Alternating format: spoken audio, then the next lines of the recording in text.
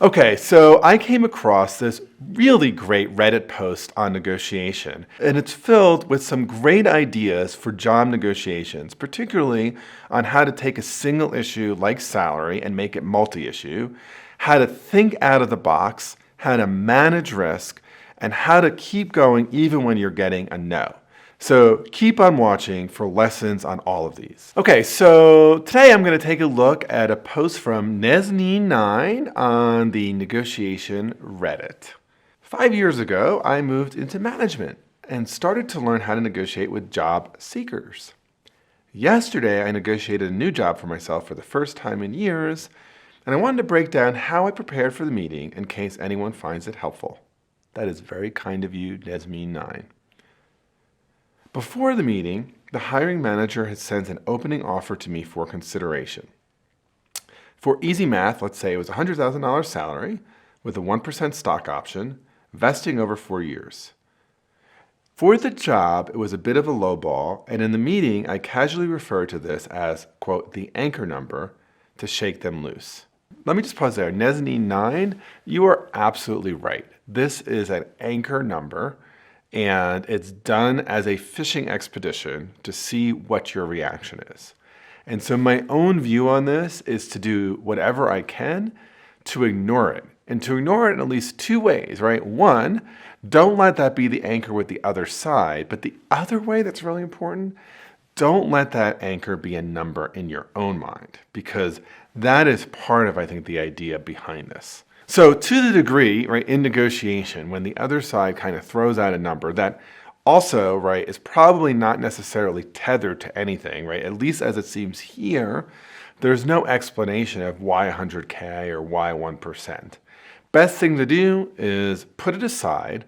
I don't want it to serve as an anchor, because in negotiation, there's all this research that the first number thrown out often does serve as an anchor. It's a way that kind of people use to kind of bargain off of either up or down. Okay, so let's continue. Ahead of time, I looked up the last year of inflation, 1.5%. This is obviously some time ago. And the rise in consumer price index, 5.5%. I used this to explain why the offer felt soft from my side. There's basically a loss of about $5,500 every year in buying power. A 100K job today will be an 80K job in 4 years. I love the creativity here of looking to external standards, in this case, consumer price index and inflation. But I want to point out a really serious mistake here. Nesnine9, you say this is a low ball anchor. But then in the meeting, you're actually working with the low ball anchor. This is exactly what the employer wants you to do. What I would do is go in and say, thank you for sending that number. What I'd really like to do is have a more fulsome discussion about what an appropriate number might be for me, given what I bring to the table, given what other comparable people both in your firm and externally are getting paid, and what makes sense in this current economic climate. So what I'm suggesting there is we're not using 100K for anything. We are starting from scratch, meaning that I need to be prepared, right? I need to have a good sense of what are the relevant criteria, not just the CPI and inflation, but also, given my experience and given what people of this kind of rank and position are getting, what are relevant criteria? That's what I want to have going into this meeting. Okay, so let's continue.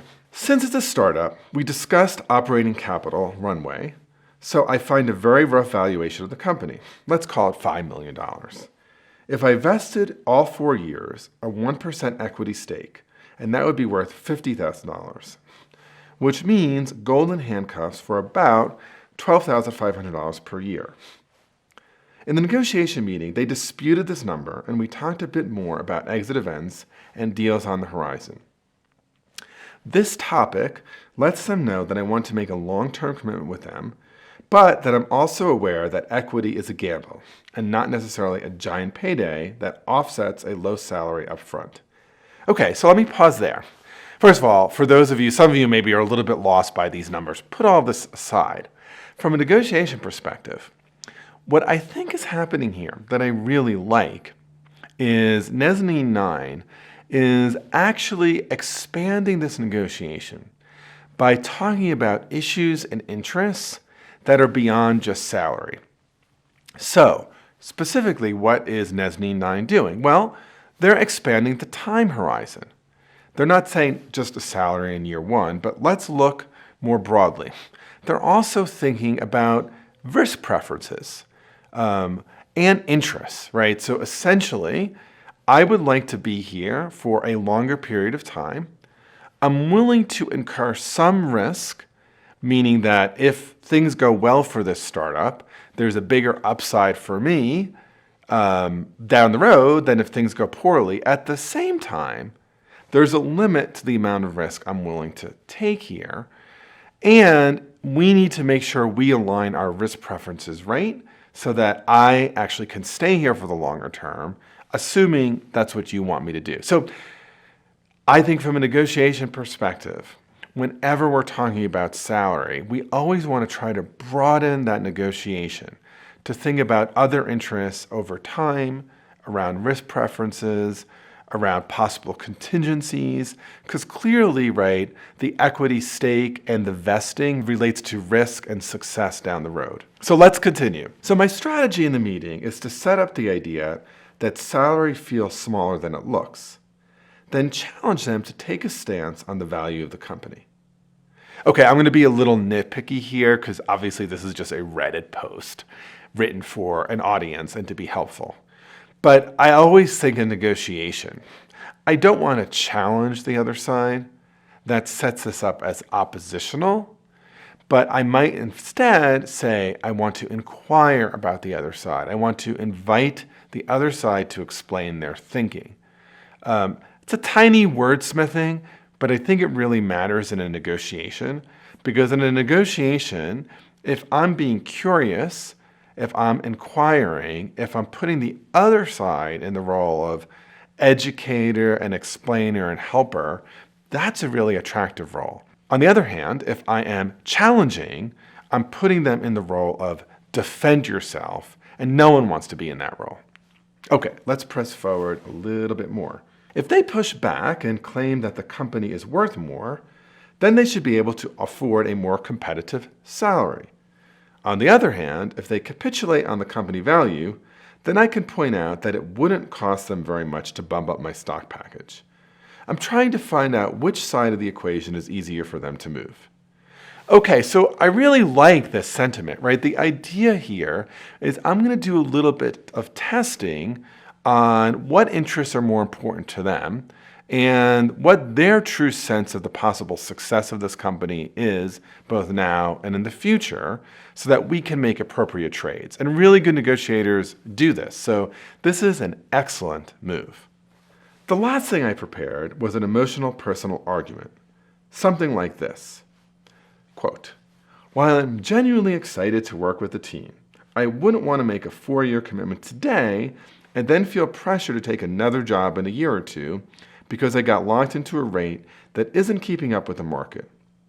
This wouldn't be fair to the team or to myself, so I want to make sure we're setting this up for long-term success.